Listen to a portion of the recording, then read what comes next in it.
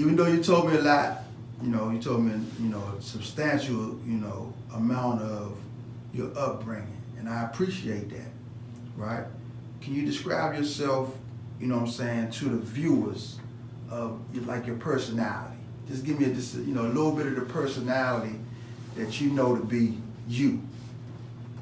I'm a really cool individual. Mm-hmm. I just hate when people try to take advantage of me because it reminds me where I came from as a youngster. Right. And when I think somebody's trying to take advantage of me, right, I'm in go mode. You defensive mode or all the time. Right. That's facial expression, everything. That's why when people see me, they be like, "Why you always look serious?" Right. I don't know how to. You're not turn it off. Right. So it's like I've been through so much as a kid that my only facial expression was, that's it. Yeah. So I grew into that facial expression. Right. So I walk in the ring, you may say, "Hey, what's up, man?" I'm like, "Hey, what's up?" Yeah. But it's that straight face. Right. You looking around like, "Man, he all right?" Yeah. It's like my face, that muscle, that smile muscle don't work sometimes. Don't even work. But I'm a good dude, man. I'm a really good dude, and to know me, this I tell people, get to know me. Right. I'm not gonna let you get that close to me. Right. I get somebody to shirt off my back. Right. But when you snaking me, right, I'm gonna cut your head off. Right. Point blank. But personality. I'm a funny dude. Good dude. I'm a funny dude. Right. I'm a funny guy. Like, I love joking. Right. I love joning. Right. I just love having fun. Having fun. So any misconceptions of yourself that you may want to address, that you may think people have of you, like a misconcept, or people think they know you but they really don't, that you might have heard? A lot of I put it like this. This person, I'll do something with you. Right. It don't go right. I didn't snake you or nothing, but it didn't go right. We do a business together. Right. We break even. That's what happened in business. Right. You may break even. Right. You rather break even than take a loss. Right. But because we broke even, and the only money we made back was the money we put in. Right. When somebody over here like, "Yo, I'm gonna holler at Melvin about that," nah, man, that nigga don't know what he's doing. Right. So now you putting a bad bone out like that. Right. Now this person don't want to deal with me based on what they heard from that person. Right. So a lot of people got a misconception about me on what they heard. But when they come to me and they be like, "Dang, that's what happened?" Right. I'll be like, "Whoever told you that, you can go get them," and I stamp it in their face. Right. And then they like, "Damn, because it didn't go right for y'all, he's telling me don't do it." Right. Come to me. I don't bite my tongue for no one. Right. So in actuality, a person that's a gambler, meaning like when you in business, you taking a risk, right? It's a risk. So when you take a risk and you break even, that's to a gambler, that's a win. That's a win. They don't get it. They do not get Obviously it. don't. You leave with what you came with. Right. That's a win. That's a win. And if you take come in with 5,000, yeah, you leave with 5,000. Right. Come back the next day. Right. But you left with what you came in with. You win. So if you go home and tell your girl, "Yeah, I won," in her terms, she thinking you gonna pull out more money than you. Yeah. That's what you took. Right. I walked out with it. That's a win. That's a win. That's to a gambler. Right. But and then that's also the people who know how to handle business. Business, right. Well, I'm gonna say business, gamble, you know what I'm saying? In the street terminology, I'm gonna say gamble. But in the business sense, you know what I'm saying, that's a win, because you didn't take a L. You know what I'm saying? L on both sides, whether it's street, whether it's business, an L is an L. So as long as you don't take an L, you're above water, you winning. So somebody say, "Oh, I did this with him, I ain't even make no money with him." Nigga, you leaving the rest to make it seem like, "Damn, he jerked you." No, tell the rest of the story. Right. We ain't make no money, but we broke even. Right. We left with what we came with. They not telling that story. They just telling the story. "Oh, I ain't make no money with him." Right. That's crazy. So, and then people get it like they don't want to deal with me because of what they heard, but it's three sides to a story. His side, my side, and the truth. Always three sides. Right. You know what I'm saying? So they just, and then the person who's getting the news, they just believe that. Right. And they don't want to say nothing to me. Then when they hear me talking to you, right, and they thinking like, damn, he seems so genuine. Then next thing you know, they talking to me. Man, he a cool dude. Right. Then they be honest, baby, you don't seem like what I heard about you. I'm like, what you hear? Yeah, what you hear? Yeah, what you hear? I don't care, but what you hear? I still would like to know. Yeah, but see, that's my whole attitude. I have a I don't give a attitude. Like, you say something about me, yeah, I'm still come around you. Right. Just know I know it, and what's gonna hurt you is the fact that I'm here. Right. Mm-hmm. So, tell me a little about your lineage, like the family ties that even brought you into skating, because you know. Oh, my mom used to skate. Okay. My mom introduced me to skating.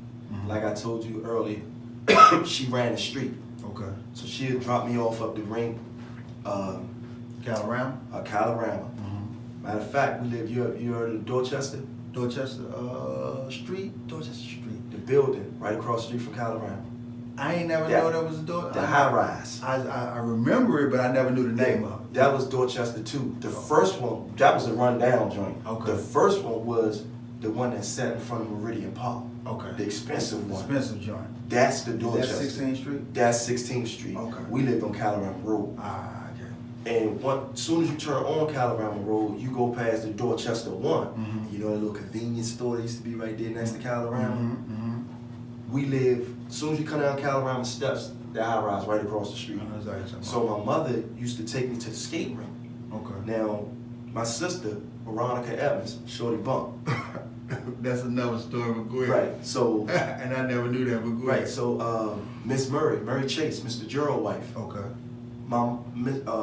Miss Murray was like a mother or aunt type thing to my mother. Okay. So on a dark night, my mom used to get me in the rink because of Frank, Bump father. Okay. So he used to tell her, Dodo, you know you're gonna have to sit him down, he can't be running around. Right. So again, I'm about probably your son age or a little younger. Right. So I'm sitting down, and when you hear me speak of Calorama, I'm not speaking on I skated with that era, because I didn't. Right. But I was there witnessing. Yeah, you was there. Right. Yeah. So I seen when you were teenage Wheat. I seen when Curtis was Curtis Wheat. Right. I seen when the Sonda brothers were skinny dudes. Yeah. all three of them. So for y'all don't know who the Sonda brothers are. just tell them who the Sonda brothers Rennie, Eddie, and Tracy. Right. So like my uncle used to skate with them. My uncle Skip. Mm-hmm. So when my mom didn't have me up there, my uncle Skip had me up there. Mm-hmm. I was mainly up there on the matinee session. Mm-hmm. So I got so, accustomed to skating. I used to win the skate contests, the little relays and stuff they used to have during the matinee sessions. Yeah, they used to get all the kids and whoever make it around the circle, around the rink, win a prize. So I used to keep winning.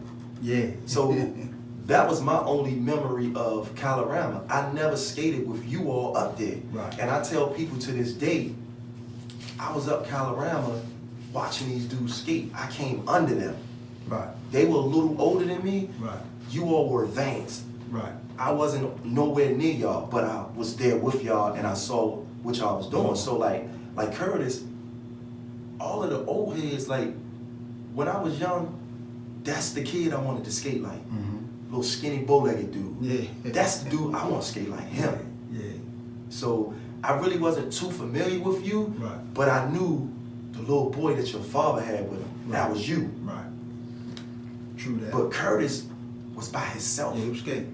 Like his mother wasn't up there with him. His father, Curtis, used to be at the rink by himself. Running around. All of us was really running around. Right. I just remember us running around, just having fun, But when I hit Calorama, I hit it with my mom on a dark night. But I had to sit that she had no babysitter. Right. So while she skated, Miss Murray had me with her, Mr. Gerald wife, Right. Miss Murray. Mm-hmm. And about a year ago, Miss Murray remember me. She said, I remember I used to babysit you for your mother. Give me a hug. She realized who I was. You Dodo's son. Yeah. So that's why I call like your dad Pop. Like Right. I remember them. So I wanted to skate like Curtis. Curtis was like the guy. Of course. Like when you spoke Calorama, regardless of who you talked about, Right. Curtis' name was mentioned. Curtis and he was young. Yeah. And they told him, little bow-legged Curtis. Yeah. So, you know, then that's how I got into skating. Right. And every day I wanted to go skating. Every Saturday, every Sunday, my mom would take me across the street, pay my admission, but she knew the times. I used to go on the rink at like 12 Right. in the day, at noon. Right. I ain't used to leave the rink till like 10 at night. I stayed at the rink. All day. And my mom used to come back and get me. I think she'd call Murray, ask her was I okay. She was out making her money. And that's just how I fell in love with skating. So that's the time that you came into skating, you fell in love with skating, and skating became a part of your life, you know what I'm saying? So what's your opinion on the DC Maryland style of skating versus snapping? And that's tricky and that's deep because I know we had this conversation before, but you got DC Maryland and we got style skating, and we also got snapping. You asked me, snapping is not a DC Maryland signature. That don't how I can say it, that don't that's an accessory to what we do. Okay. DC style is smooth skate. Smooth skate. Freestyle. Mm-hmm. And when I say freestyle, I mean like clever footwork. Okay. And it's smooth. Mm-hmm. Snapping is an accessory. Snapping is like, I got a coat, but I got a hat. Okay. It's an accessory to the coat. Right.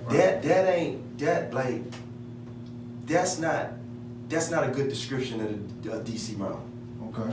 And I had a talk with Mr. Dirk Stoudemire, and he was telling me, he was like, you know, you can do all these snaps and all these turns if you want. If you ain't smooth with it, it just ain't gonna look right. Right. So, you know, when you speak of a DC skater, a thorough DC skater, you know, even in Baltimore, it smoothness. That's how I would describe it. You gotta be smooth. So, you know, look like, for instance, Tony Hawk. Who see Tony Hawk snap? Not too much. But Tony Hawk get the same accolades that we would get. Yeah. You can snap your ass off. Right. But if you look at the videos you put up, Right. whatever them little moves you doing, that's what I call freestyle. Okay. You clever with your footwork. Right. But it's smooth. You can see it. You know, like I can look at you and be like, damn, you see that? Right. But when you got somebody pop, pop, pop, pop, pop, you be like, his shit distorted. And that's the snapping for you. That's the snapping for you. Right. So, you know, the DC Maryland, you know, it's smooth. It's smooth skate, smooth sailing. You can do whatever you want, but keep it smooth. Keep it smooth. Keep it smooth. So, you have opinion on, like, you know, the division, you know what I'm saying? When I say division, I mean of our skate community. Like, we got division and we got unity. So sometimes we jail about what you saying, you know, snapping and smooth skating, and then you got a division about it. So you got some people that's on the fence. So you got some people that claim snapping, that's smooth skating. They went on and claimed it, and you got some people that don't. So do you got an opinion on the division part of it? And you just spoke on, you know, what your difference is. You know what I'm saying? What side you lie on? That's tricky, right? It goes back, I'm being honest. Be honest, 100. I don't care. My man. You know why I don't care? Why? Because, let me say this. You got your dad. You got you. You got Chase. Okay. Generational thing. Okay. So, your dad taught you the basics. Right. You're going to teach Chase the basics. So, I see when you skate, every once in a while, you'll do this move that your dad do. When he do his thing, he hit his leg all the way out. All the way back there. Yeah, all the way back there. Yeah. I seen you do that a couple of times. And that's like you paying homage to your dad. Of course. Right. So it's gonna come a point in time when Chase really get it, he's gonna do something to pay homage to you. But what I'm saying is, you don't do everything your dad taught you. Right. You stick to the basics. Right. Chase is not gonna do everything you told him, Of course. but he's gonna remember the basics. Yeah. What people not accepting now on the DC Maryland scene is that skating has evolved. Mm-hmm. And because, let's say, we want Melvin to keep it straight DC when he skate, but Melvin travels, he go, and I'm just using me. Yeah, yeah. I go places, I travel, I learn how to fast backwards, I don't learn how to do this, and when I come home, because I won't keep it DC, now, we don't mess with me. Midnight Rollers don't mess with me. Yeah. Then it'll move to the females. As one, the BB, nobody mess with me now because we tell them, we don't claim that nigga, he don't skate like us. Yeah. So to me, the division come in because like people quick to just, dang, he ain't us, he don't represent us the way he skate. Right. Right. To me, if you a skater from my region, regardless of how you skate, you represent us. Right. And You just skate different. Right. Right. And that's what I was saying about the snapping and the DC Maryland style or just the style skating. It's kind of like you got some people they're smooth skaters, but they still claim snap. And it's almost the vice versa, so it's almost like, just like what you said. Regardless how you skate, when you from this region, you still from gonna this claim. region, right? You gonna claim. So you know what I'm I'm gonna give you a prime example. Let's take Putt. saying? For example. You see Putt in the middle dancing on his skates and everything. Right. But every once in a while you see Putt leading that line. He can do He could do it. Yeah. So is Putt gonna get that same treatment that Melvin gonna get? No. it. Because he lead the line and but Putt, he's versatile. Mm-hmm. But my thing is, because won't keep it straight DC, he's not accepted. Mm-hmm. Mm-hmm. So then he goes and he tell his, man, I don't get down with him because I skate like this. I'm not from here, or Right. I ain't snapping, all this. I don't care, man. Right. I let people do that, man, because what I've been through in life, the last thing I worry about is how somebody How skates. somebody skate, you know what I'm saying? I don't care how you skate. Right. So what influenced you to have this passion that you got for the skate culture? Because obviously you into this skate culture and the things that you do. We're gonna get into the CityBoy and your clothing line and all that. But what or who influenced you to have this passion about skate? Because you got it. Skate. I would say the skating part or the party part. Well, just the passion, period. So you can lump the two. I'm gonna say something. I want to go back. Okay. DJ Wiz, Mm-hmm. myself, used to work up back then crystals. Okay. Our supervisors were Nikki Bowen Okay. and Brenda Walker. I never knew you worked at Christmas. But Yeah. go ahead. And so now this was a year after I came home. I came home in 2002. So this 03. So this 03, Mm-hmm. I'm working as back there in the skate room. Mm-hmm. Wiz was the gospel DJ. This before Wiz became national Right. and all of that. Friday night. So I know you can contact Miss Nikki, Mm-hmm. and she will stamp this. Miss Nikki pulled up a chair because me and Wiz was sitting on the wall just talking. Wiz telling me he want to be a national DJ and this and that. Me, I don't know what a national DJ is. Right. I'm telling him, then check this out. I'm telling him, man, I want to be a skate promoter and throw some of the hottest skate parties. This was back in 2003. Okay. Fresh out. I'm talking about a skate promoter back then. So Miss Nikki comes up and she joins in the conversation. Mm-hmm. So she asked DJ Wiz, where do you see yourself in the skate world the next 5 to 10 years? Wiz like, I want to be a national DJ. I want to DJ some of the best parties around our skate world. Mm-hmm. And guess what? He does that now. Mm-hmm. She asked me. Now again, this is 2003. Right. She said, Melvin, where do you see yourself in the next 5 to 10 years in the skate world? I say, man, I want to be a skate promoter and I want to throw some of the hottest or some of the best or the hottest skate parties. Skate parties, right. So, what, 3 or 4 years down the line, here come the DC Maryland Skate Awards. Skate Awards? Skate Awards. Okay. Yeah, What they call it, adrenaline? No, that was no. Oh, okay. No, DC Maryland Skate Awards. I got it. Right. I remember. So, we get into that on the CityBoy part because it's something that Okay, because you said adrenaline. Go ahead. but like I said, DC Maryland Skate Awards. Right. Yeah. Tell me a little bit about that, because for people that don't know. Just a little my bit. wife at the time, Marquita. Okay. So we were sitting at home. Yeah. So this is when the Adrenaline Awards was popping. Okay. But the talk in DC was, we supporting this, but ain't none of us really on that ballot. I got you. So the talk hit so much. I think when Nikki got in on it, because of Nikki, some of us got on it. Right. That's when they had Eddie and Trevette on there for the couple The thing. best couples. Yeah, I think they had some of y'all for a trio or something. No, Dream Team.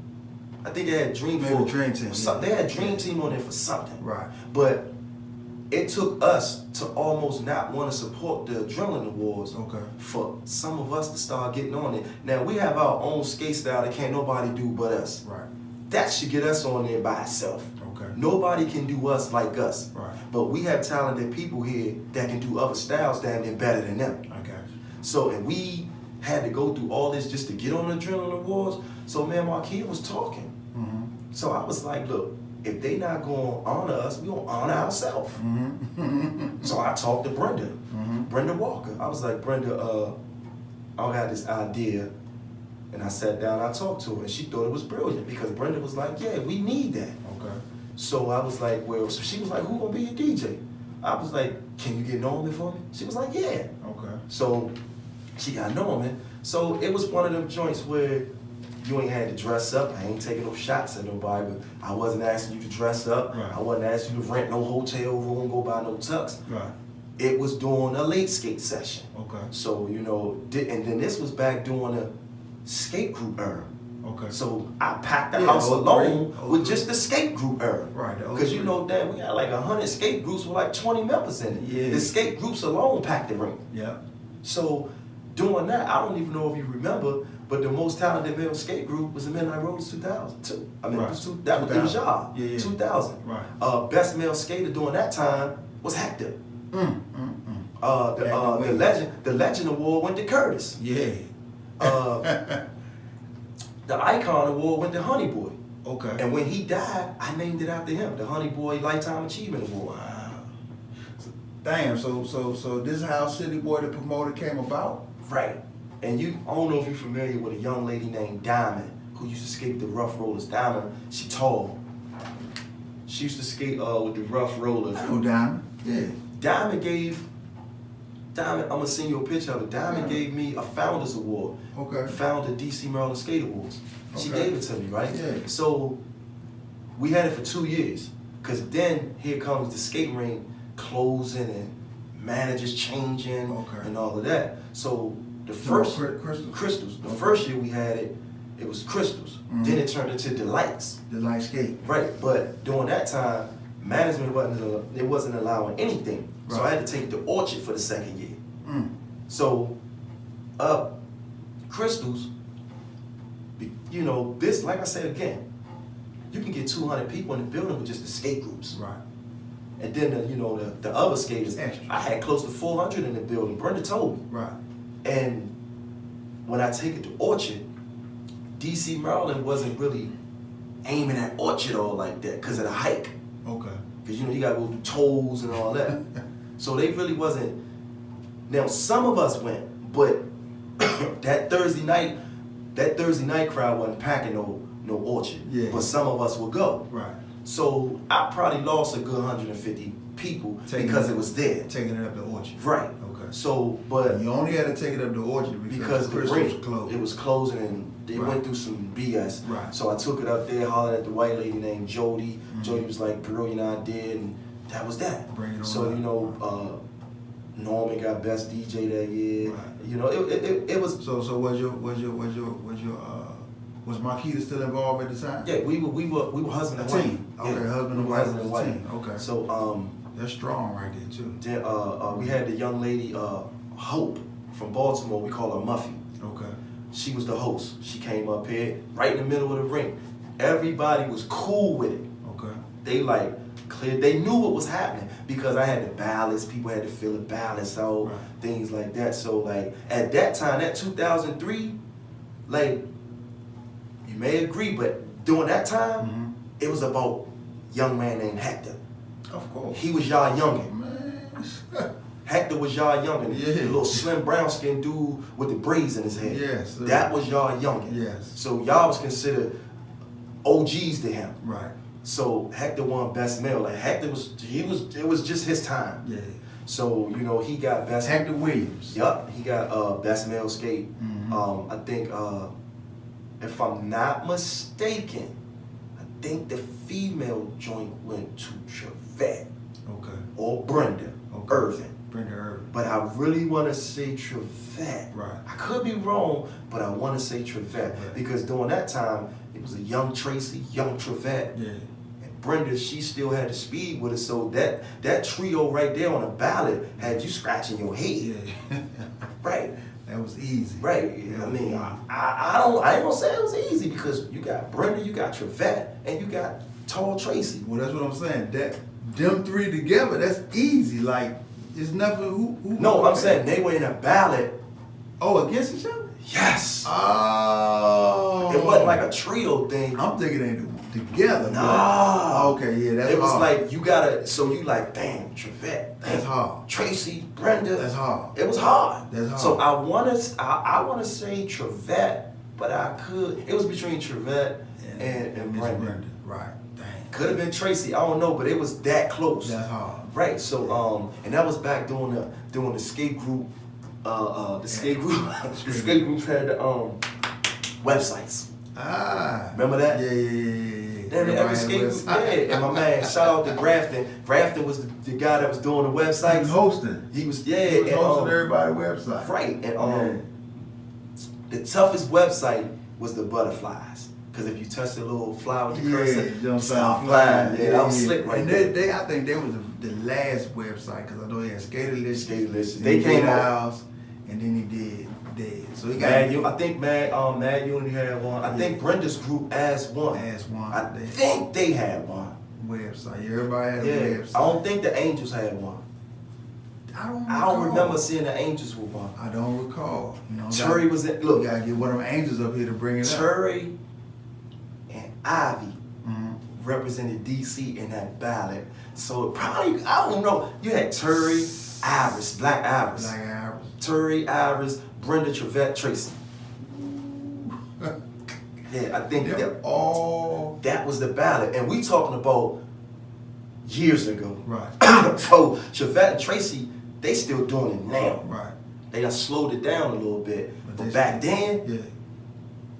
Trevette had the dress. She wore the dress that came down here. Yeah. And she was flying around that joint, and that dress was like waving in the back. I was like, she's straight diva. Straight diva on them skates. You know Yeah, what I'm saying? so, but that's how, and it wasn't CityBoy back then. Right. And in year 2, went up Orchard, and I tried to do year 3 when the dude Tim got a hold of Crystals. Yeah. But he was on a whole nother wave by himself, and his prices was here and there. Right. And to this day, a couple people ask me, who really knew about it? When are you gonna bring it back? Mhm. Me being professional, I'm like, yeah, it's coming. Right. I talked to Skateboy. I'm like, bruh, you do a good job, an excellent job at Skateboy. Shout out to Chris. Right. Chris is a very strategic person. Right. When he do what he do, if he know he gonna do something in 09, he thinking about it in 07. Right.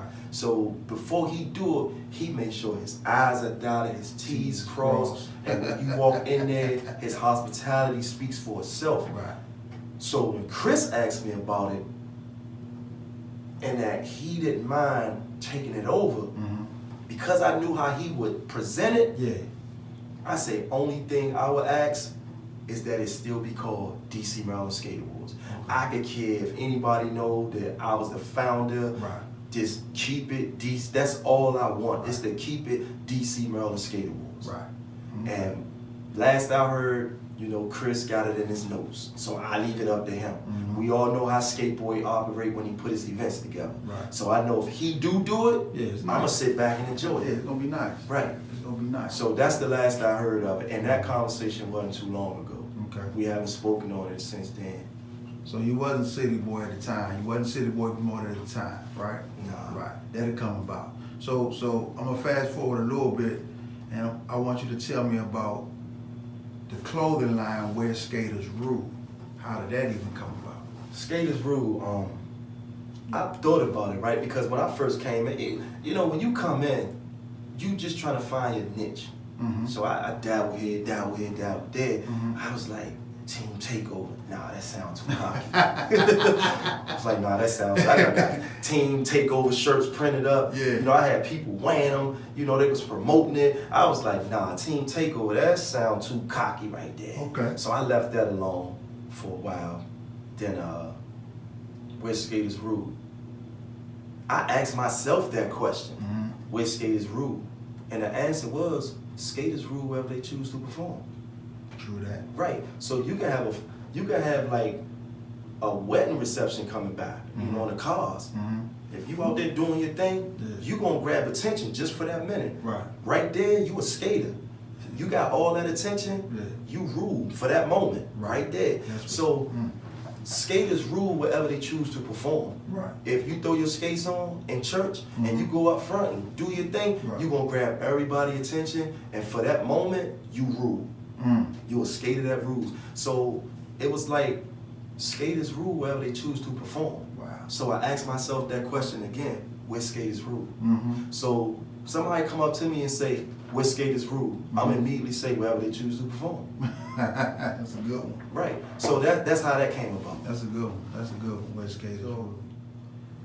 You've been very essential in the skate culture. You know, you got 2 daughters that are 3rd generational skaters. Will your daughters follow in your footsteps, you know, pertaining to you throwing skate parties and being in the promotion part of it? Nah, my daughters, they when it comes to skating, this Marquita, they mom. They mom. Because I didn't know they knew how to skate. But they can skate. Yes. Yeah, they can do it. But they I might be wrong, but I think they 3rd generational skaters. You got Becky, Mama Becky. We Mama talking about on Becky. Marquita's side. Yeah. You got Mama Becky. Then it goes down to Annette, Musad, and Little Bits. Then it goes down to the Hector and Ashley era. Okay. So you would probably say 3rd or 4th generation. Right. Okay. Right. All right. Because you know, Little Bits, Katrina, she have kids that skate, Lonzo and Brianna. Right. They skate. Then you had, you know, it's Hector, then Ashley. Right. Then Lonzo, Brianna, Then your daughters. then my daughters. Right. But you might as well say They cousins. they cousins. Yeah. They Lonzo, Brianna, and my daughters. You would say they're in that same generation. Of course. So if that's 1, Hector, Ashley 2, Your and that them is 3, and then you got Mama Becky. Oh, that's 4. So that would be 4 Okay. because you gotta add Marquita with the Hector generation. Of course. Yeah. So 4th generational skaters. Right. So they you know, they whole family skated, and I go up Seabrook because Marquita was telling me the girls are up there. I could pick them up from up there. So I go up there, and they knew I was coming. So they didn't get on the floor until I got there. So, you know, when you hear about your child skating, you like, man, I just don't want them to fall and get hurt. Right. So my oldest one, Naomi, she goes on the floor like this. I'm like, Keita, go get her. She gonna fall and hurt herself. Right. Keita was like, she be okay. And it was a front. She was faking. And then she started doing her thing and doing all this little turns. I was like, she didn't know how to skate. Yeah. God, you know, and Keita just died laughing. Yeah, that's crazy. So I know they can skate. I know they're generational skaters. But by you being so involved in the skate culture and like, you know, the passion that you got for it, you know, will you like instill what you do, you know what I'm saying, for the skate community in your daughters? I tell my daughters, like my daughter Naomi, she has an in-home salon at the age of 15. Okay. Braids, sew-ins, whatever these girls call them, eyelashes, whatever. Yeah. She do it all at the age of 15. Okay. Her mom allowed her to have the basement area of the house. And I just basically tell her at times, like, you are your brand. stand behind what you do. Right. If you do a poor job, stand behind it. Okay. You know, I just tell her be passionate. Like, I'm passionate about what I do in the skate world. Right. Regardless of who say what, I don't care. Right. And I tell my daughter, at some point in time, you're gonna have the I don't care attitude. Mm-hmm. That's gonna be your outlet to get it to weave your way around the hate. Right. So like, you know, she's passionate about hair. I went over there the other day, like 2 days ago. Mm-hmm. You know, we had to have a talk with the girls' parents. I go in, I see bags of hair. This girl looking like she got a real live beauty salon. Salon, she do. Yeah, she got bags of hair. I'm talking about yucky, Yeah. silky, curly. Oh, she doing it. And I'm like, dang. I was like, okay. I see combs, rat tail comb. I see everything. Yeah. And I'm proud of her too. Of course. So, you know, she done, you know, she got, and to show her that I'm there for her, I promote her stuff. Okay. You know, and she done got a couple of skaters over there, and she braided their hair. Right. And they posted and saying Naomi, then they put my name in parentheses, Right. Melvin's daughter. You know, some people will only remember her when they see my name. Okay. But I want her to have her own identity. Right. I don't want her to live in Melvin's daughter. Don't remember my daughter if you gotta say Melvin's daughter. She's working on her own legacy, her own identity. Right. So that's that. That's the selflessness that you have for your own seed. So like I said, it's not selfish that you be like, yeah, that's my daughter. Nah, you like, that's Naomi. Yeah. That's hers. That's what she do. That's what she love to do. But let me say, it's Naomi and Bianca. Okay. Naomi is the stylist. Bianca is the assistant. She finished it up. So Naomi started at the top. Yeah.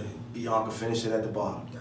So she got her little sister in go mode. So they got their little thing going, and that's basically that. Naomi into fashion as well. So they still skate every once in a while, man. Man, they too cool for school. Well, Bianca, That's crazy. she skate every once in a while. Right. You know, her girlfriends be like, y'all, let's go skate. Like, At one time, it was like, I'm going to skate. Right. I wake up Saturday, I'm going to skate. Right. Calling me, Dad, can you take me skating? Or Mommy, drop me off, can you pick me up? It's not like that no more. Because they into that hair thing now. Because, you know, they making their money, Right. they putting it in their bank account, and, you know, their mother is like they money manager. She's good with money, she helped them do their thing. So it's pretty much, you know, they doing their thing. You know what I'm saying? It's cool. I was just wondering, you know.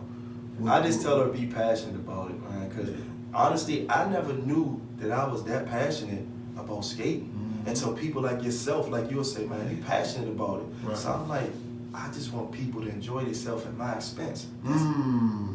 That's strong. Yeah, that's it with me. Yeah. I just want y'all to enjoy yourself. enjoy yourself courtesy of me. Yeah. Because I'm a skater first. Right. That's why I have perks and stuff when I throw my party. Okay, you do this, you get this off at the door, because I want that same treatment as a skater. Okay. I don't want to go to nobody's party and pay $16 to get in. What am I paying $16 for? Out of town, I really can't skate like I want, but I'm paying $16. Is there some sort of perk that come with this? You know, I buy a ticket, I get $3 off on a shirt. Like, what is it? Right. So I told myself, I'm not gonna crack my support system in the head. Okay. So by this guy or this group maybe charging 15 or 13 before this time, 15 at the door, it's 13 all night with me. Because you know, the average skater gonna find a 7-Eleven to go to after the rink. That $2 that you save, that's gonna get you a Gatorade. So is there any trial, are there any trials and tribulations that you care to discuss, you know, that you've been through as an adult, but yet you still came skating and put a smile on your face? I know that's a hard question, you know what I'm saying? Divorce. So Marquita, you saying you was you know, married to Marquita, then at some point you all became divorced. Yes, Okay. and a lot of the skaters knew. Okay. And that's when I actually felt the all eyes on me thing. Because, like, you're married. And when you like, a husband, marriage is for life, divorce is an option. Okay. So it's like, we got married when we shouldn't have. But we was like, forget it, we gonna do it anyway. Mm-hmm. I got married, didn't know my role as a husband. I got married because she asked me to marry her. Mm-hmm. So I was like, yeah, because where I'm from, it's always the guys that ask the female. Mm-hmm. So I felt like I was big shit. She just asked me to Marry. marry her. Yeah, I'm like, yeah, I'll marry you. Yeah. So I married her. She was like Dee Dee. Mm-hmm. Her and Dee Dee was over the house, and I just heard conversation. This was when Dee Dee was about to get married to old boy. Oh boy. Yeah. Okay. So I just heard, Dee Dee loud. Mm-hmm. So I heard Dee Dee was like, girl, just ask him. So I go in the kitchen, Marquita putting dishes in the dishwasher. So old nosy Melvin, I'm like, ask me what? So Marquita look at me and say, I want to ask you to marry me. I was like, yeah. Yeah. And that was the end of that. Right. So we're gonna do this. we're gonna do this. So Mm-hmm. that was that. So, but back to your question, like, I lost something that was once mine. Okay. And like, I'm not gonna say I didn't know I lost her because I didn't know how to treat her. Mm-hmm. I lost her because I shouldn't have had her. Okay. And the reason why I say that, because, like I say, the pastor told me marriage is for life, divorce is an option. Mm-hmm. I said yes because she asked me, and I really thought, that was brownie points when I tell the fellas. Mm-hmm. I didn't know how serious marriage was. Yeah, you didn't have that life or that upbringing, Right. to actually expose you to that. I did not know in a marriage, your money ain't your money.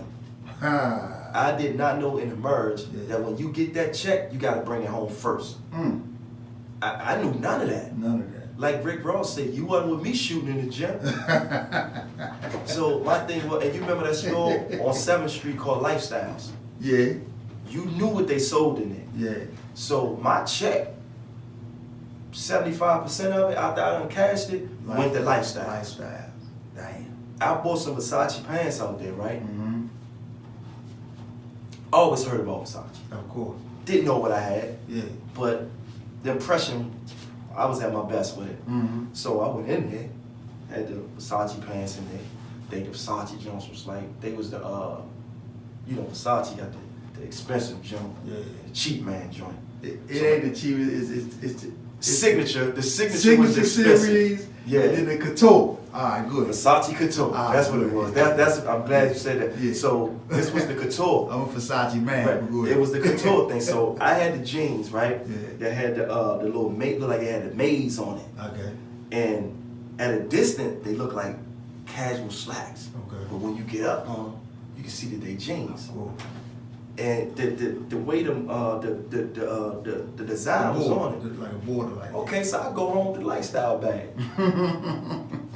I throw it on the bed. Me, I'm thinking Marquita know what Versace is. Yeah. Marquita looks at the pants, and Marquita was like, what you paid? I think she said, it was, the receipt came up Bag. close to $4. We. So she was like, what you paid, $4 for some jeans? My dumb ass, like, I'm pressed. I'm like, Yeah. man, I paid like $400 for them. So she was like, oh, you did, huh? So how much you got left of your check? And I'm like, see what had happened was. So that pretty much, I'm a little under the weather, but Yeah. that pretty much like, Cause a division. right, because like, I didn't know.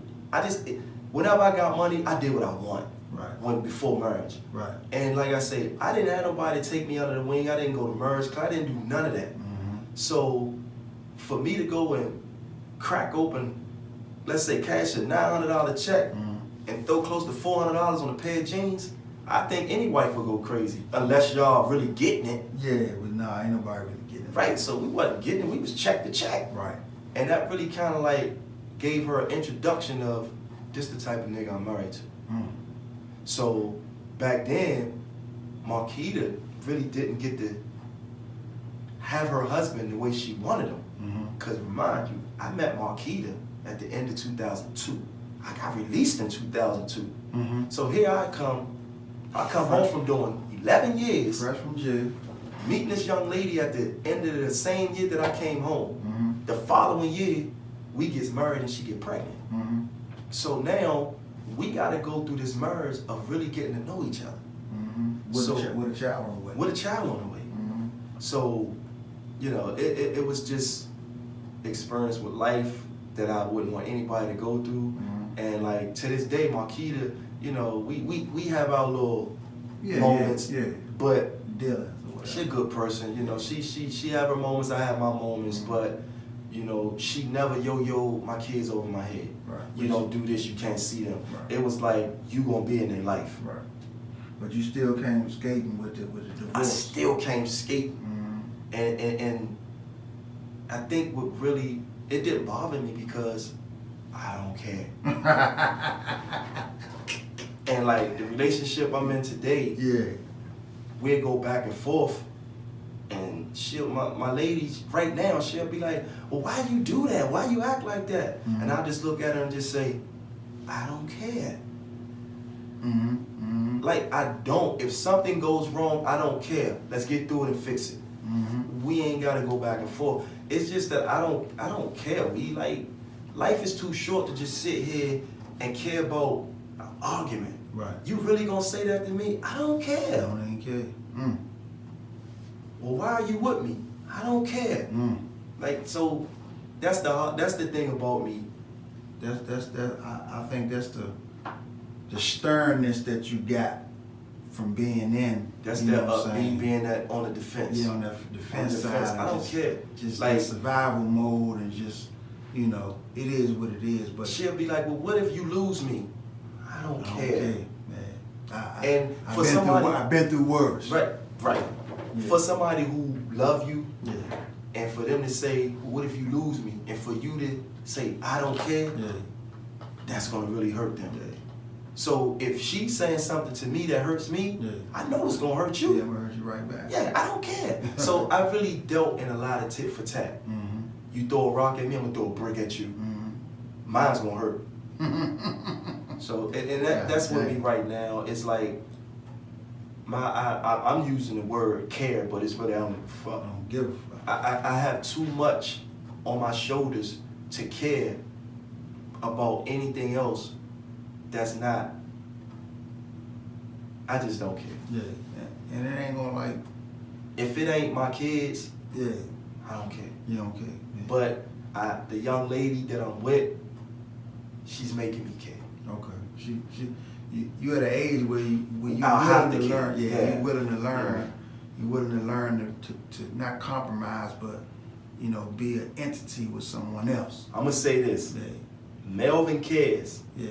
but CityBoy don't have a care in the world. CityBoy don't give a fuck. So how CityBoy come about? You know what I'm saying? CityBoy is the person who want to see people, skaters, at his expense and have fun. Okay, so that's CityBoy. CityBoy came about. That name, Mm-hmm. I didn't give myself that name. When I was locked up, I said I was probably like 29 or 30. Mm-hmm. I was into rap real hard. Mm-hmm. So, you know, freestyling and all that. So I go on the Virginia end because of the second charge that I caught when I was locked up. Right. I go on Virginia. So that's when the rap group called Eclipse came about. Oh, so yeah. now they from VA. Yeah. So now they got the whole VA wanting to be rappers. What? I ain't know that. So they got people in there battling. So I do a little something. Mm-hmm. So I get transferred to one of the little facilities out there. So while I'm in there unpacking my stuff, making my little bunk, I'm in there spitting something. So the dude that's in the cell with me, he like, damn, that's tight. Who is that? I'm like, that's me. So I'm like, damn, you be rapping? I was like, yeah, I do a little something. Right. Dude go in the pod Okay. and put the word out. My celly, he like that. He comes back in saying this dude wanna battle you. Yeah. I ain't no battle rapper. Right. I got a slick wordplay, but I'm not a battle rapper. Right. I was like, yeah, all right. Niggas start batting cigarettes. Dudes don't even know. Oh, one person better than me. Mm-hmm. And one. Dang. So, but as I got transferred, no, that same institution, it was this guy from Baltimore named Saddam. Mm-hmm. He was like the Jay-Z of the compound. And when word got to him that the little youngin' I ran through was his protege, he was like, I want to see him. So dude met me, and you know how like when you in boxing, y'all spar. Yeah. So it was a little cipher, and me and him was sparring. Right. So we was going at it for a minute, sort of like how Jay-Z and DMX was doing on the backstage video. Yeah, it was something like that. Yeah. So dude, like, where you from?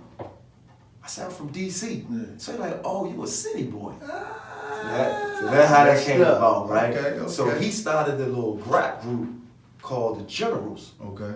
So he was like, man, we gonna call you City Boy the General. Mm. So if I bought anything home from incarceration, I bought City Boy. I bought the name. So that's how that name came about, and it just stuck with me. Yeah, that's a good, you know, ain't nothing wrong with that. I like that. I like City Boy. You know what I'm So saying? dude was like, you from DC? I was like, yeah. He said, you a City Boy. He said, you know, I'm from B-More. He said, you know, DC and B-More really don't get along. I said, yeah, we gonna make this work. Because we in together for all that.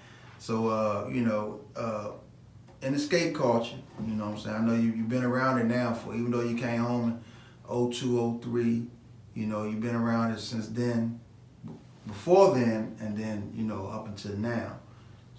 Number of years, you know what I'm saying? So do you know any unspoken rules that you can skate, you know, that you can speak of that's in the skate culture? Like anything that you can think that's unspoken, but it's a rule? That's a good question too. That's tricky though.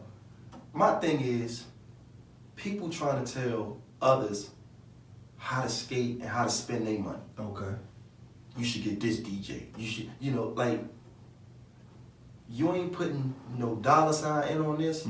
Keep all your say to yourself. Okay. So it's like people wanna be the puppet master, but like people just don't mind their business. Let's just put it like that. People don't mind their business.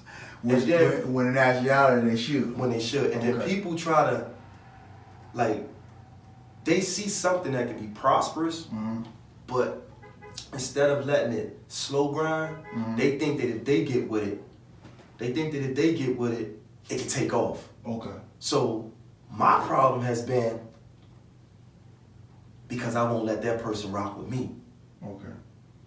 Fuck that nigga. We ain't supporting him. Prime example, All Black 1, 2012. And you remember the date? 2012. Okay. Matter of fact, it was, let me see. Not All Black. I'm gonna tell you what led to All Black. I threw an event called Second Saturday Takeover. Out Orchard. Okay. Because the owner had allowed me to do second Saturdays. So I said Second Saturday Takeover. So, you know, back then, I ain't know the rules, I ain't know this, I ain't know that. So I had a 4 DJ lineup. Okay. DJ JB, an unknown DJ Jammin', KW Griff, and DJ Nile. Damn, you one of the first dudes that even had a four-man lineup. So I didn't know what I was doing. Okay. But I knew that Tri-State followed Jammin', North Jersey followed Nile, KW Griff, Baltimore, DC, right, and DJ JB, he was slowly building his, you know, building his little, he was building his brand up. Right. Yeah, so,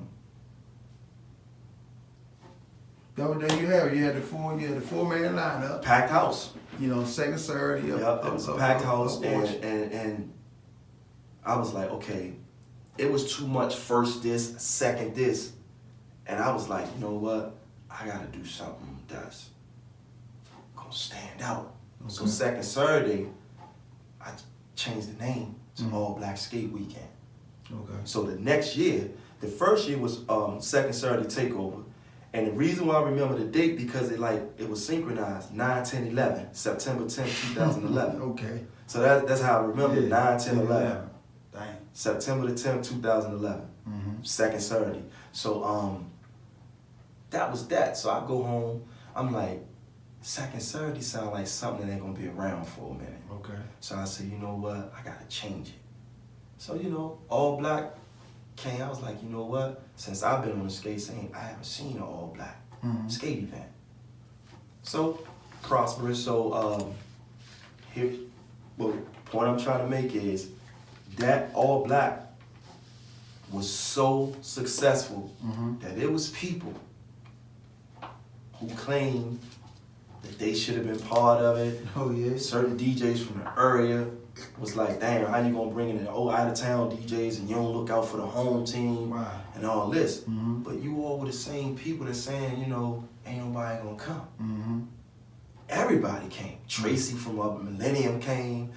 Anthony from Shake and Bake came. Like Nikki Bowen, Connie Scenario, Brenda Walker, like your dad and his group, Gerald, all out Orchard. Okay. So I mean, Richmond, Big Man Vaughn, Angie and them came up. New York, I got it on video. I believe so. 100. It was so much hatred towards that the word is, oh, he locked up, he one and done. Back then, you heard that back then? Yes, that night, he one and done. So then, because I didn't follow rules and structure, like I'm supposed to get on the phone and call, yo, can I have a party on this day? No, if I'm paying for it, I'm gonna have it when I wanna have it. That was my attitude. I bought the I don't give a fuck attitude. That's why a lot of people, like big hats in the game, was like, we not fucking with him. His attitude is all destroyed. Mama Joy in Carolina, I'm not Carolina, but Atlanta. Right. You know, like, it was a situation where I partnership with a young man from, I think he's from Jersey or Delaware. His name Life Walker. Shouts out to Life Walker. You know, but back then, Life Walker was doing what they was calling Go Hard Saturdays in Jersey. So, let people tell it, he was rubbing people the wrong way. But he was popping, because every Saturday or whatever Saturday, like, dude was that he was doing his thing, and he grabbed my attention. So I received a few phone calls down here from people down here who was hitting me up like, yo, don't get too close to the dude because he gonna throw a party the same night as you to keep the out of towns from coming down here. So it was an event I had, right? And he threw an event up there on the same night. So he hit me up on the phone, and he like, yo, you know your event and my event is on the same night. You know what I hit him with? What was that? I don't care. I say, DC ain't gonna come up there because they got a late skate here. They not gonna come down here because they got a late skate there. You know, he took that like, damn, this nigga don't care. After that, we linked up for an event. Now, the event he and I linked up on was the first time that they canceled Synergy. Down there, I think it's in Richmond or Beach. Virginia, right. Okay, so Virginia Beach. Everybody had flights and everything going to Richmond. So this guy Life, he like, let's do an event, Go Hard Saturdays. So he bought his Go Hard Saturday to Orchard. From Jersey. But he let me host because I hollered at Phil and Rose, Mr. Phil and Miss Rose that ran Orchard. I was like, blah, blah, blah, blah, blah. So now Rose and Phil caught flack because the lady that ran Synergy was going through a severe health problem. I remember that. And so they was like, us having this event, word was they trying to capitalize off her canceled event. But see me, I'm new in the game. I'm following dude because he been doing this longer than me. So I'm following him. So I'm driving. My phone ring. It's Connie. Connie Scenario. Shout out to Connie. Connie Scenario. So Connie, Nikki, Brenda, and Bus Queen Sharon are the only 4 females that can call my phone and not get cursed out. So Connie called me. Connie was like, what's up? What the fuck y'all doing? I'm like, what you talking about? So, but I had put up a post because I hollered at the dude and he was telling me that the lady gave us her blessings to proceed with what we're gonna do. The lady name was Melanie. Melanie Johnson from, I think, Richmond. So I didn't know this lady from a can of paint. I don't recall ever seeing her, but my partner did. So I'm thinking he's not misleading me. So whatever he said, I believed him. So he said he spoke directly to Melanie, and she said, I give y'all my blessings to move along, to do what y'all want to do. So when he said that, I put up a post. Right. And I just said, receiving the go-ahead and the blessings from Melanie Johnson, Mm-hmm. she gave us the go-ahead to proceed with the event. So we hope to see everybody in the building. Mm-hmm. Mm-hmm. I put that post up, my phone started ringing. Because it's people who were like sisters to this lady. Okay. And they knew her situation. Right. So when they seen me put up that post, they like, who the fuck is this Melvin Bullock? Like, Melanie don't know him. Right. Why is he putting this up like he spoke to her? Oh. So Connie calls me, and Connie like, so Melanie really gave y'all her blessings? I'm like, well, according to my partner, I don't know this lady. I never spoke to her. Right. I'm putting up what was told to me. And I told her, you know, so I guess she contacted because she knew him personally. Right. And so, make a long story short, that incident with me involved rubbed a lot of big hats the wrong way. Okay. It was like, you know, you had national DJs like Fly Tie, you know, it wasn't too many national DJs back then. Right. Yeah. So, you know, you had your Fly Ties, your Big Bobs, Mm-hmm. and, you know, those were the only two. Like, Fly Tie talked to me, and Fly Tie, you know, he was like, you know, we give you a pass, but you telling a born and raised, thorough DC dude, we giving you a pass. I'm like, fuck you mean you giving me a pass? Like, that was my attitude when he said that. Like, because you didn't know what was going on, so we giving you a pass. Yeah. Out of everything Fly Tie said, he was so sincere and positive with it. Okay. It wasn't like he was coming at me, but my background, my upbringing. Yeah. When you tell somebody I'm giving you a pass, Yeah. where we come from, in other words, you telling them, you lucky I don't beat your ass, but I'm gonna give you a pass. Yeah. But when he said, we give you a pass, out of everything he said, all I heard was, we give you a pass. Yeah. I'm like, what you mean, we give you a pass? Right. So now I'm getting out of order with this dude, and he only trying to like, put me down with how you do things. Because Fly Tie been around for a minute. Right. So he was like, you know, if you want longevity in this, you know, it's people that you gonna have to get under somebody's wing. That's all he was trying to say. But when I heard that, we give you a pass, man, give me no fucking pass. Right.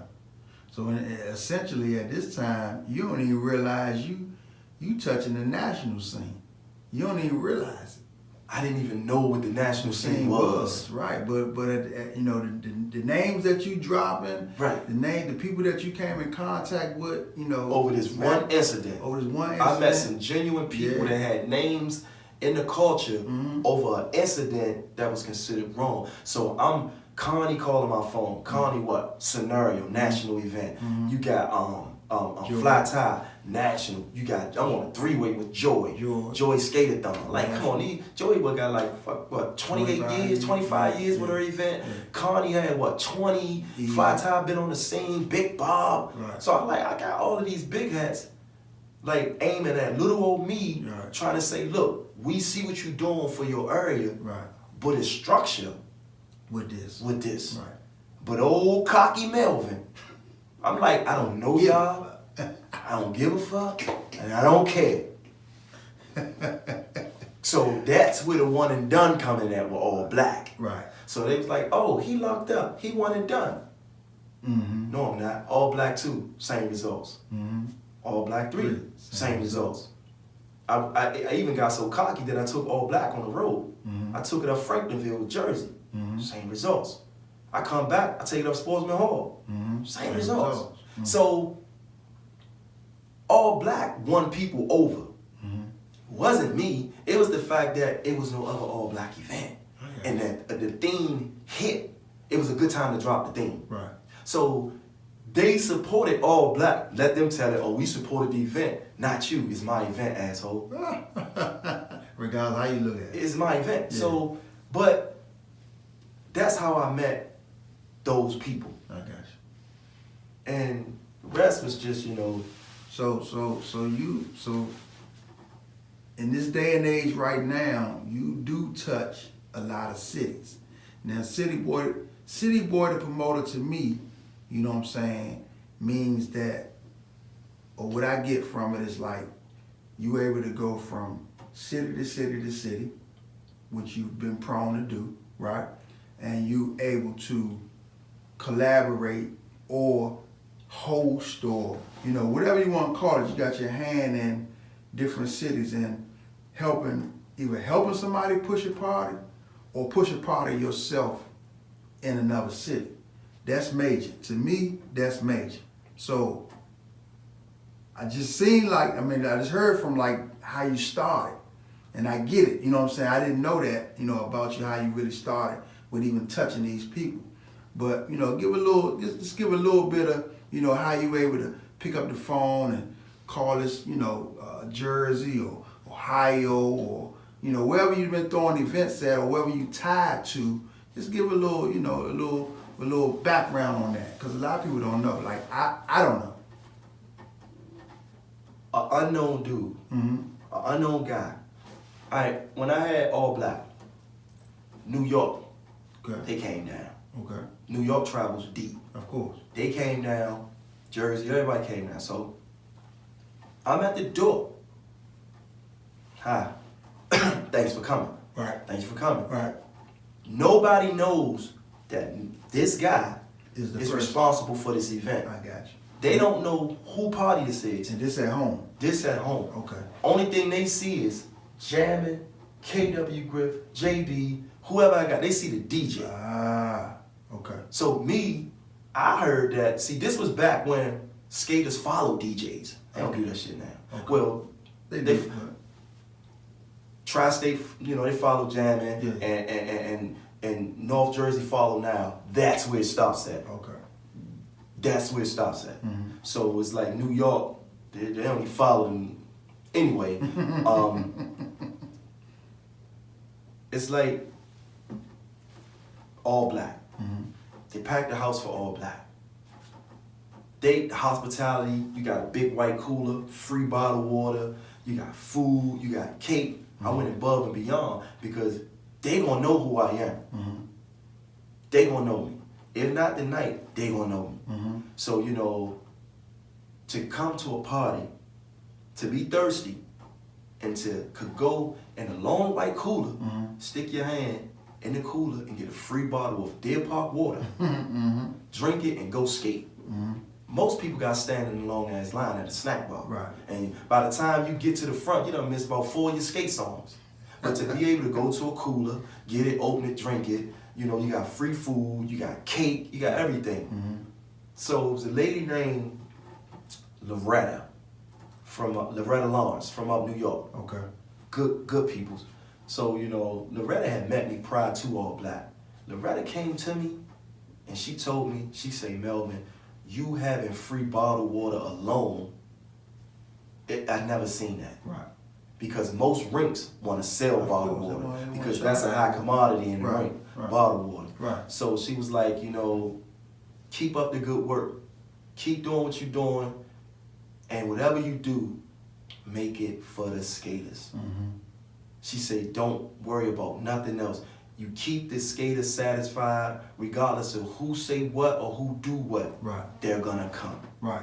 And that's how it was for me. So with All Black, you had people like Tracy. I didn't know Tracy. Millennium Jersey. Yeah, but I seen Tracy at All Black.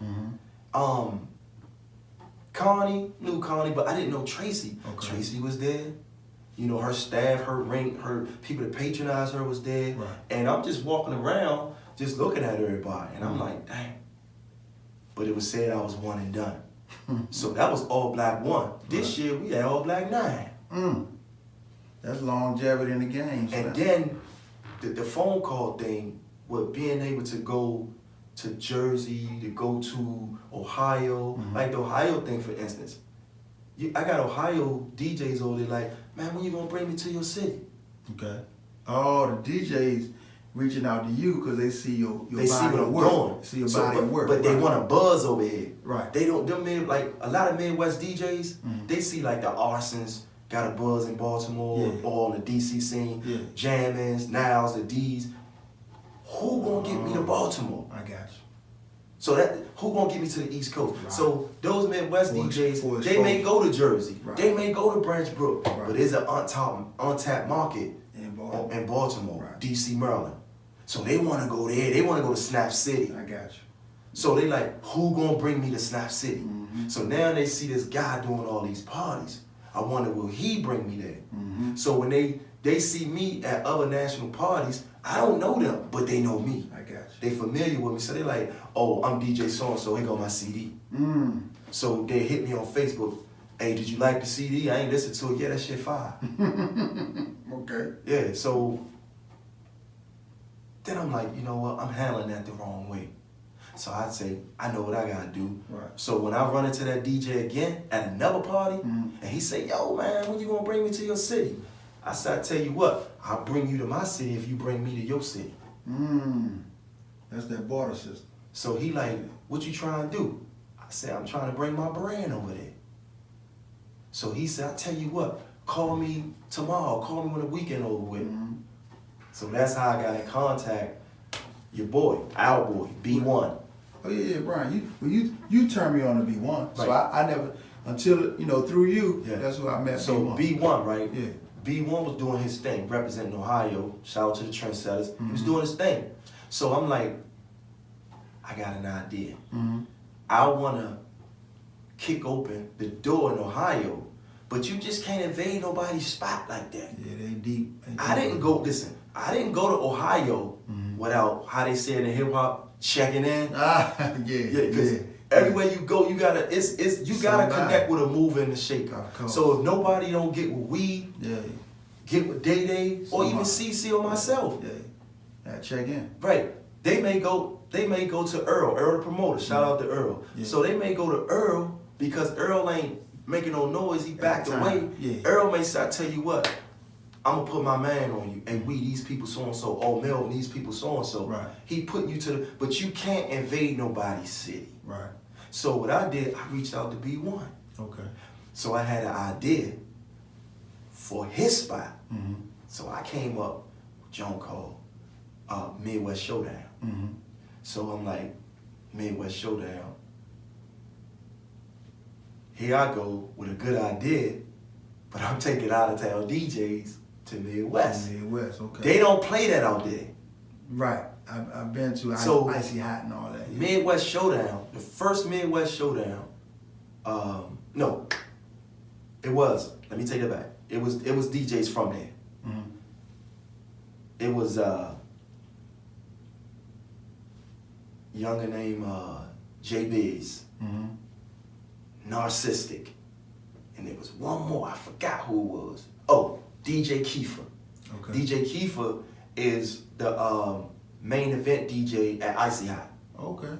So I didn't know these guys. Right. So I'm linking up with Icy Hot DJs and all that. Right. But see, the thing was, it was my idea.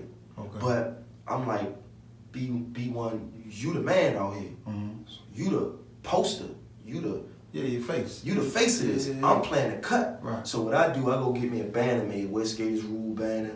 It was white with the blue writing. So I'm like, you know what? When everybody come in, I'm gonna have Sharpies for them. They're gonna sign it, and I'm gonna donate the banner to the ring. Okay. So I got free CDs over there. I'm giving away a couple free shirts. So when they come in, I'm not worried about being the face of the party. Right. Because I know Blackout. Yeah. That's what I'm trying to do over there. Right.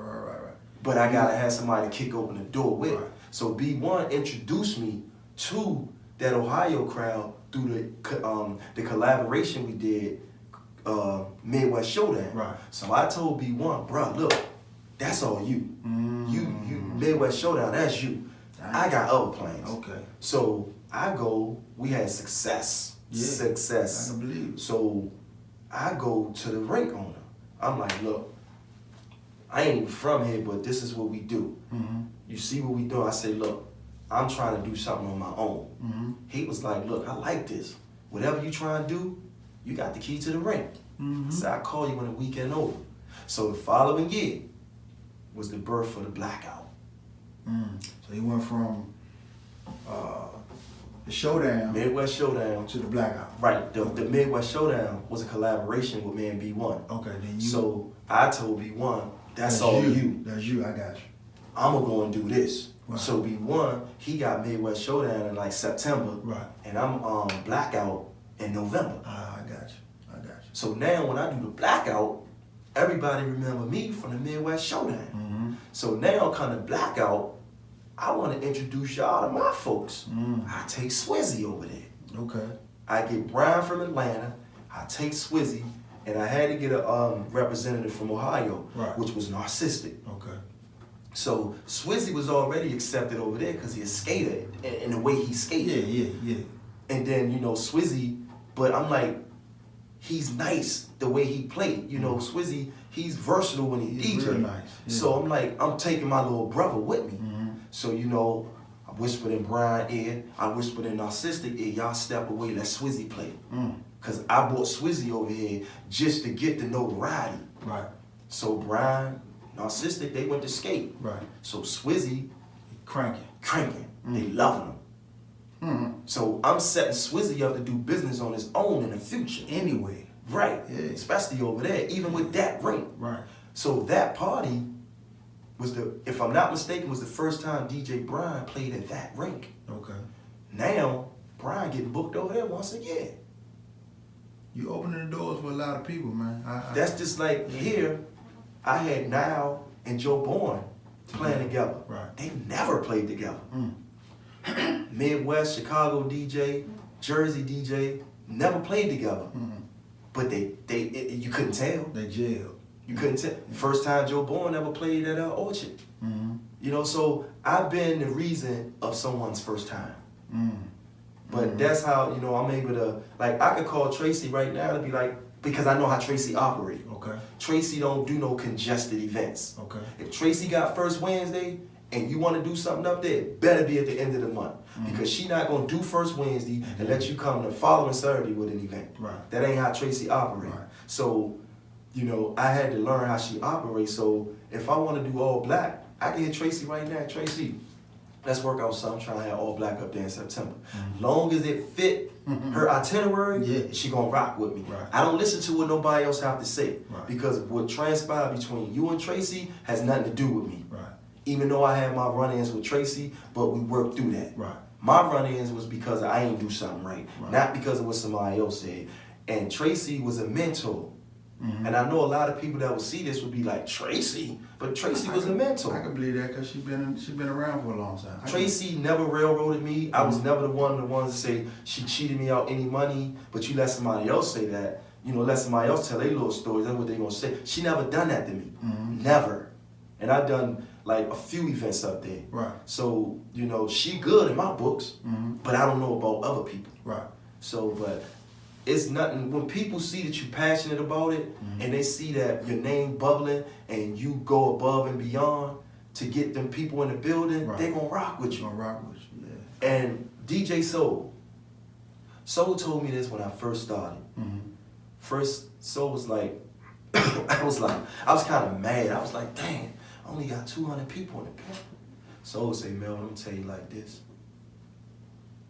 It's hard to get 200 people in the building. And he say, for you to be really unknown and you got 200 people in the building, That's strong. he said that's something like to be proud of. Right. He said you got some local groups that can't even get 200 people in the building. And here it is, you just jump out a bag and you got 200 people in the building. He said, take it from me, who do a lot of traveling.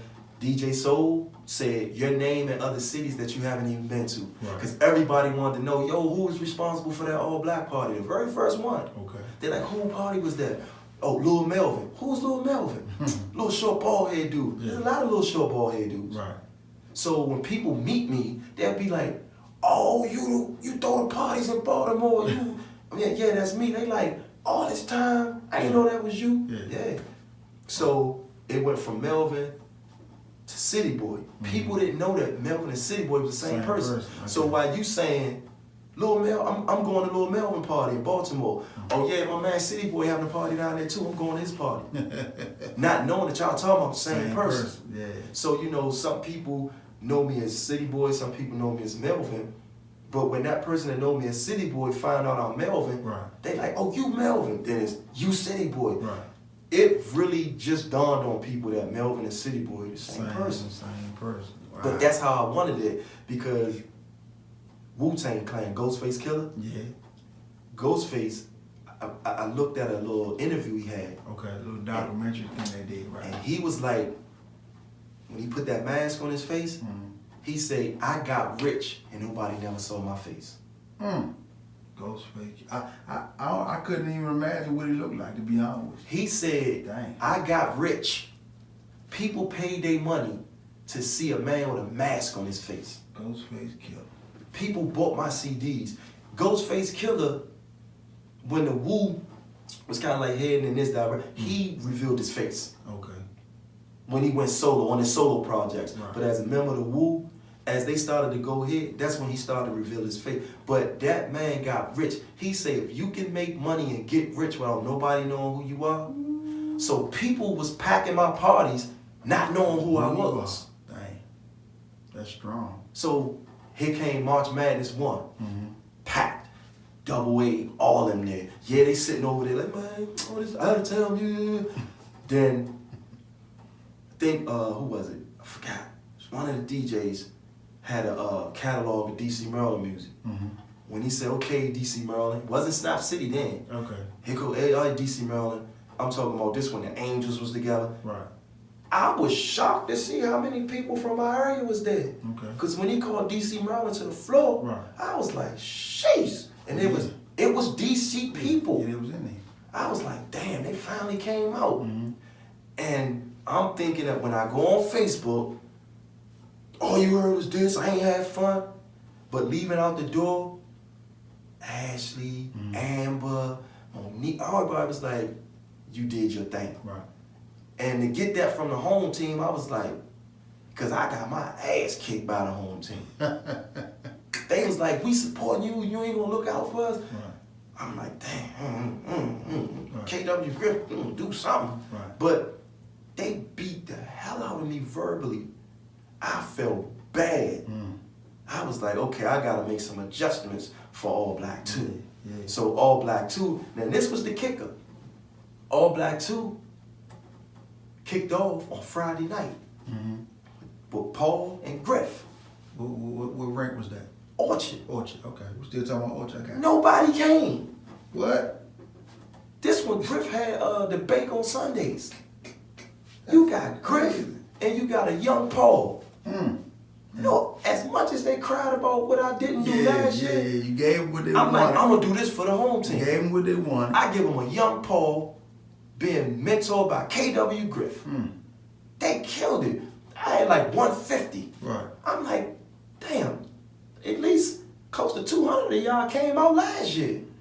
And you didn't have a DC DJ. Right. But I'm giving you Griff and Paul and nobody come out. I'm like, I'll never do this shit again. Right, right. But guess what? They all came to hear Arson and Now the next night.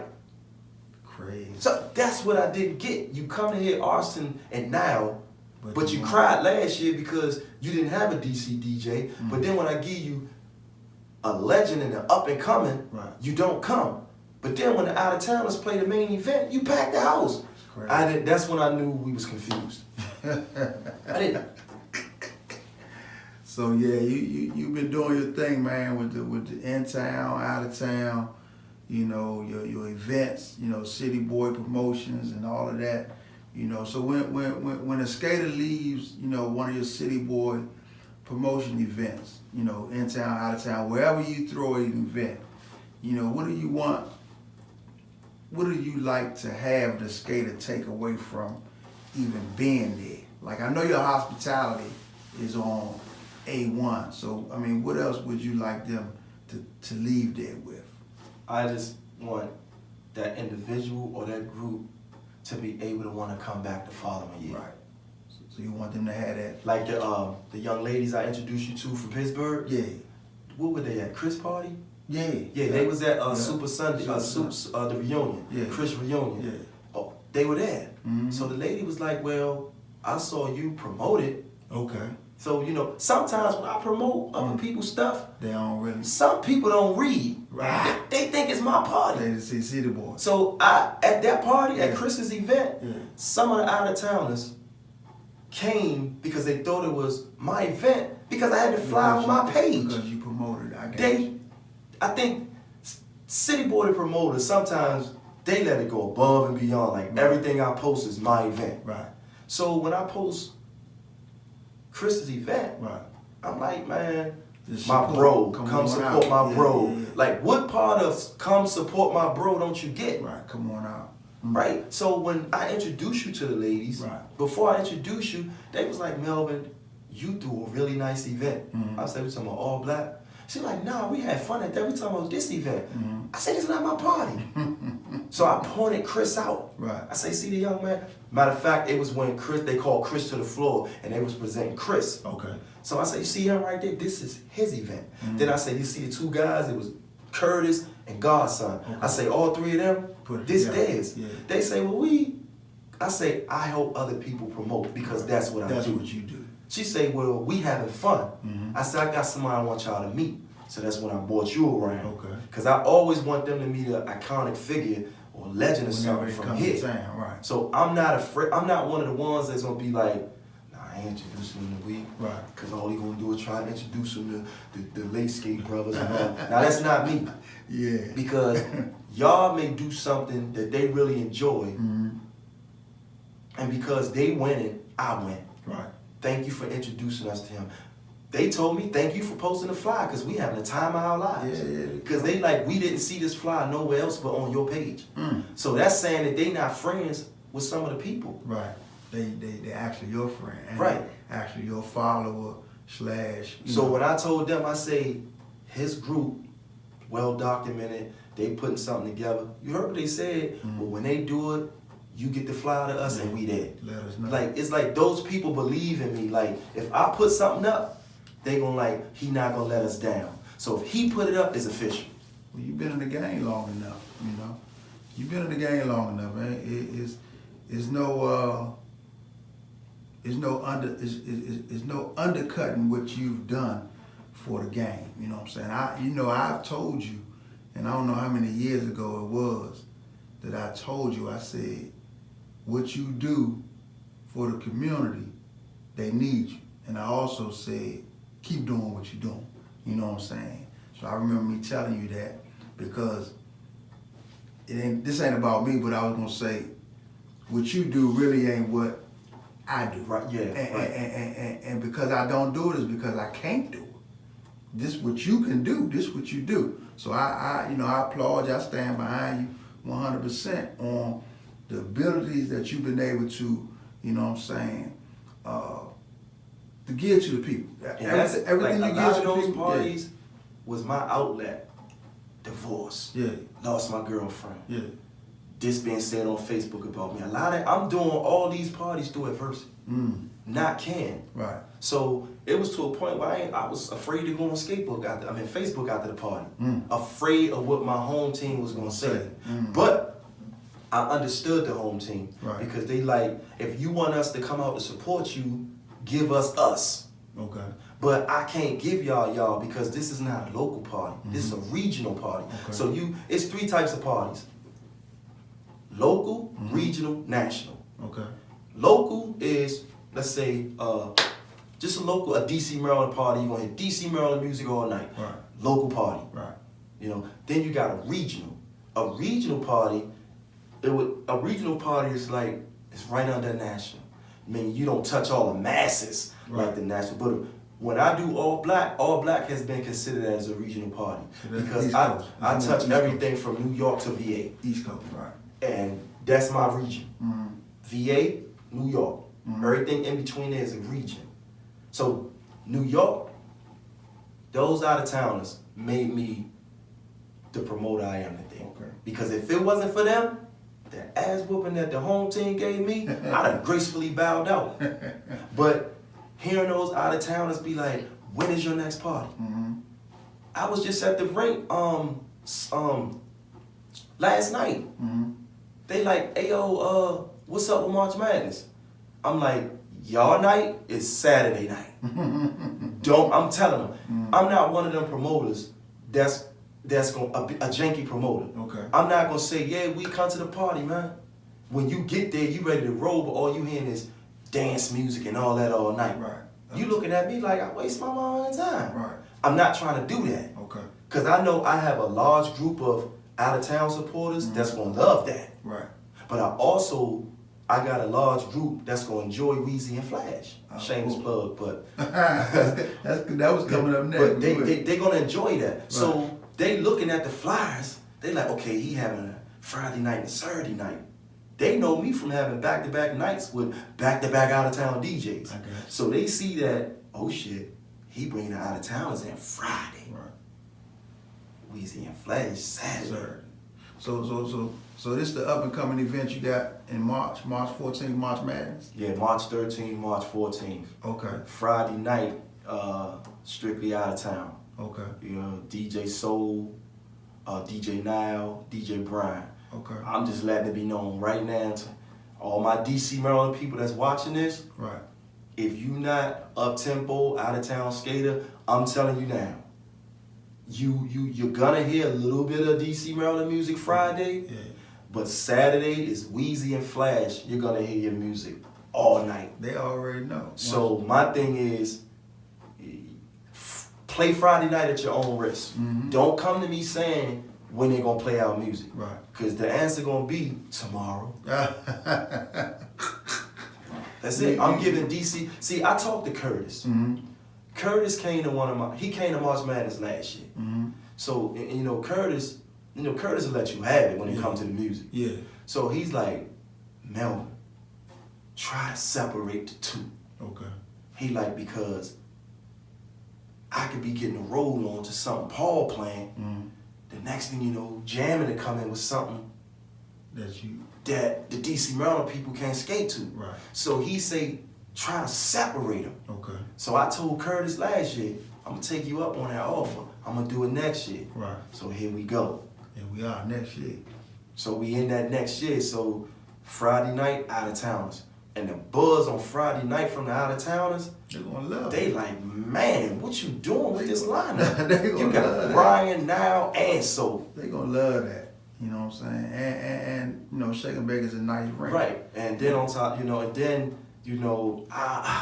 I was kind of leery with Weezy. Weezy a bad man. Vicious. But this is my thing. The bulk of the skaters don't get to hear Weezy.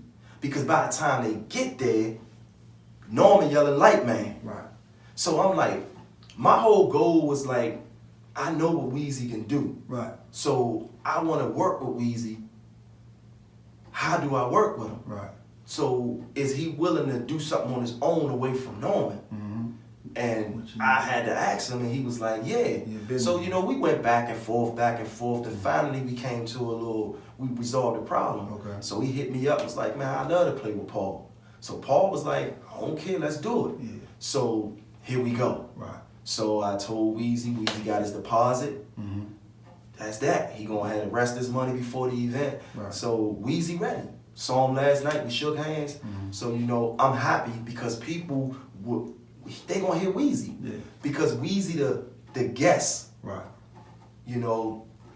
I'm gonna put it to where as though Weezy can close out. Okay. I want them to hear Weezy. Because we all know what Paul can do. Right. But, Paul is gonna play, but I want y'all to hear Weezy. Yeah. Because that music that Weezy played is the music we used to get. Right. That we don't really get no more. Yeah, Weezy, he can do it. He can flat out do it. I can't take nothing away from him. I went up there early, right? Mm-hmm. I went up there, me and my cousin Shavon, we used to go up there early. So I used to be like, damn, Norman back there cranking. Mm-hmm. That ain't Norman, that's Weezy. I'm like, that's Weezy. Mm-hmm. So I tiptoe back there and I see Norman standing on the wall. So I'm like, who the fuck is Weezy? Yeah. So I see this other guy. So my cousin was like, that's Weezy right there. I'm like, that's the dude that be playing before Norman? Right. I'm like, dude, fire. Mm-hmm. Everybody know who Weezy is now. Right. I mean, not because of the flyer, but to see my flyer and to see Weezy on there, yeah. I've been told by DC Maryland skaters, I'm in the building for this one. Mm-hmm. They like, damn, you got Weezy down there. Weezy and Paul. Right. Ain't no Weezy Griff. Ain't no Weezy Norman. Right. Weezy Paul. This is a different lineup. We know what Griff and Norman can do. We done heard Weezy, Norman, and Griff. But we got Paul, we got Weezy. Mm-hmm. So this is like a whole new, it's different. We, but they gonna bring it. You gotta put yourself in that equation too. Because, Weezy did something with Norman before, and I don't know what the turnout was, but with your situation, I'm gonna put you in the mix with that. So you, Weezy, and Paul gonna make that one fire. But see, the thing about me, I never misled nobody. Mm-hmm. It's nobody that can ever say Melvin had a bum ass lineup. Mm-hmm. And I think a lot of people still patronize and support what I do because they know I'm not gonna mislead them. Right. Like, I'm not gonna tell you pay $15 to get in and got a lukewarm DJ. Mm-hmm. A DJ that's playing a CD for real. I'm not gonna do that. Right. I'm gonna give you the top of the line DJs because that's what you wanna hit. Right. So, you know, people can say, you know, people know who Weezy is. And I think me and Weezy connected at a good time. Because Right. when that flyer dropped, because I dropped the out of town flyer first. Right. And I know everybody like, damn, man, you keep fucking these out of towners about us. Mm-hmm. So I had to put up a post because I got inboxes. Damn, son, what about the home team? Mm-hmm. So I had to put up a post, the home team flyer gonna drop whole fast. Right. I haven't worked it out with Weezy yet. You had to wait a minute. So when Weezy was like, it's on. Right. Then you can drop. Within 24 hours, the flyer was done. My flyer man got on it, sent it to me. Whop! Mm-hmm. Fire emojis was everywhere. Mm-hmm. So Friday, March 13th, Saturday, March 14th, that's gonna be a good weekend Right. for my brand, for the skaters. Right. And the thing I like about it is that I'm getting everybody tuned up for the week that follows it. What week is that? Carolina. Oh, okay. The RITC. RITC, yeah. Okay. All right. So, you know, like I say, people don't get what I mean on the out-of-town flight when I say the calm before the storm. I ain't get it. You ain't get it? I You ain't get it? I ain't catch that, Slim. Now I got it, though. The calm before the storm. Yeah. Hey, that's deep. It's going to be calm now Yeah. at March Madness for the Yeah. out-of-towners on Friday. Right. But the storm is Carolina. Yeah. So that's why I say the calm before the storm. No, that was slick. I ain't get It went over a lot of people's head like, why he called it that? Carolina is the following week. Right. Carolina is a blizzard. Right. We know what goes on down there. We know what type of weekend it is. Right. My weekend compared to that weekend is a calm weekend. Right. So it's like the calm before the storm. Yeah. It's still all together though. Like, right. you know, it's still what you call damn, I'm trying to think of the name I want to say. But I get it, the calm before the storm, but it's still an element of bad weather. You know what I'm saying? I hope, but in a good I hope sense, nobody thinking I'm talking about it's gonna be a storm. No. Nah. Bad weather, but in a good sense. You know what I'm saying? Right. Calm before the storm. You know, it's raining, it's sleeting a little bit, whatever, and the storm hit and wipe everything. yeah, out. wipe everything out with, you know, mile-an-hour winds and whoop-de-whoop. So I'm just saying that in promotional terms, Yeah. you're gonna get your issues Yeah. at March Madness weekend. That's deep though. But you're gonna get your goddamn work. Yeah. Like Carolina, they got that work for you. They got that work. So right now, if you wanna get tightened up for Carolina, Right. come to March Madness. March Madness. All East Coast, all like you said, regional. Even though RTC probably be more national. Yeah, that's national. But your But a lot of the like you people said, that's coming Yeah. to March Madness, definitely. they're going to Carolina. Yeah, of course. And then I had a few people going through financial. They like, man, March Madness is gonna be my Carolina Yeah, because I do that. I can't afford Carolina this week. This year. Yeah, so you know the people to see Soul Now and Brian Friday, That's and they enough. can't make it to Carolina. Yeah. That's their Carolina. There's enough for them. Because you got to remember, Soul and Brian play at Carolina. Yep. So I see them at March Madness, you know. Right. So man, yeah, I'm gonna say this about you, man. You got a great attribute, you know, and I think you're a soldier, right? Appreciate it. And I say that to say that, you know, the attribute of a soldier is, you know, adaptability, right? So, and that's one who's able to make adjustments and keep it moving, you know. And I think that's what I describe, you know, my description of you, you know what I'm saying, my opinion, what I describe you as. That's my description of you, you know what I'm saying. You're a soldier, man, and I see you keep everything moving from, you know, your childhood to your, you know, your mother, you know what I'm saying, all that situation up until you got out of prison, you know, from that to being married to just, you know, creating the love for skating and being CityBoy, all the way up to right now, you know, everything you've done, you know, for the skate community, and you know, the skate parties that you throw and promote, you know what I'm saying, all the way up until March Madness, because that's the next thing you got coming, March Madness. You know, so I want to say, you know, congratulations, man. Keep it moving, man, because the skate culture needs you. Let the people know where you at right now. We TV. Yeah, man. Shout out to my man. Thanks for coming out, man. CityBoy, the promoter. You know his name now, you know his story. All right? Facts. All facts. Peace, 100. Yeah. I got you suckers popping booze in your jeans when